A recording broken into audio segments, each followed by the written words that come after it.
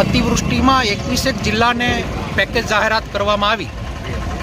અતિવૃષ્ટિમાં સૌથી વધારે નુકસાન અમરેલી જિલ્લાને થયું છે। કૃષિ મંત્રીએ નવા વર્ષની અંદર એક ગામડાની મુલાકાતમાં અમરેલી જિલ્લામાં સ્વીકાર્યું અને ટૂંક સમયમાં જ અમે જાહેરાત કરશું એવું પ્રલોભન પણ આપ્યું। નવા વર્ષની અંદર 30ના દિવસે